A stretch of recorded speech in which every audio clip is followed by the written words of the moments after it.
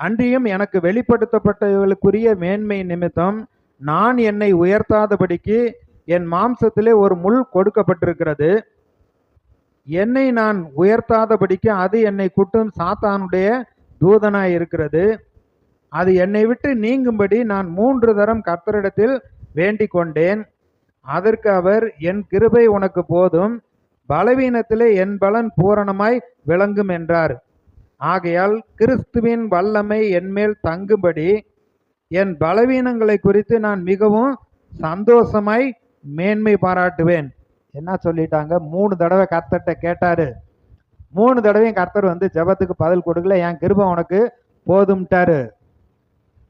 அவருடைய வல்லமை என் சரீரத்துல விளங்குறதுக்காக இந்த பலவீனத்தை நான் வந்து மேன்மை பாராட்டுறேன்னு பவுல் சொல்றாரு.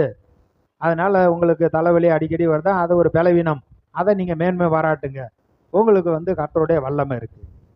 இது தவறானது. ஜெபத்துக்கு கர்த்தர் பதில் கொடுக்கிறவர். அடுத்து இன்னும் 2 வசனம் நான் வாசிக்கிறேன், உங்களுக்கு நன்றாக புரியும். இங்க என்ன சொல்றாரு அப்படின்னா, சாத்தான் போற இடத்துல எல்லாம் பவுல் பிரசங்கிக்கிற பட்டணங்கள் தோறும், அவர் தீவுகள் தோறும் போய் சுவிசேஷம் அறிவிக்கிற பொழுது அவரை அடிக்கும்படியா அதாவது ஒரு தூதன் வந்து அங்க இவரை வந்து தலையில கொட்டுறது மாதிரி முள்ளு மாதிரி அவன் குத்திக்கிட்டு இருந்திருக்கான்.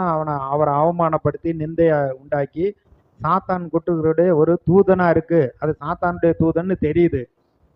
ஆண்டவர்கிட்ட கேட்கிறப்ப அவர் என்ன சொல்றாரு? எப்ப அதிகாரத்தை உன் கையில கொடுத்துட்டேன், உனக்கு தான் அதிகாரம் இருக்கு, உன்கிட்ட கொடுத்துட்டதுனால நீ அதை விரட்டு, அதை விரட்டக்கூடிய கிருபையும் பலனையும் நான் உனக்கு கொடுத்துருக்கேன்.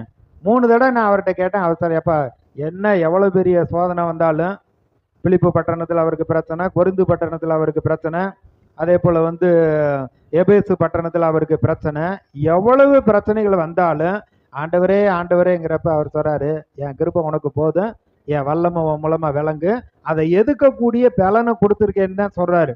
அதனாலதான் வந்து பிலிப்பியர்ல சொல்றப்ப, என்னை பலப்படுத்துற கிறிஸ்துவினாலே எல்லாவற்றையும் செய்ய பலன் உண்டு.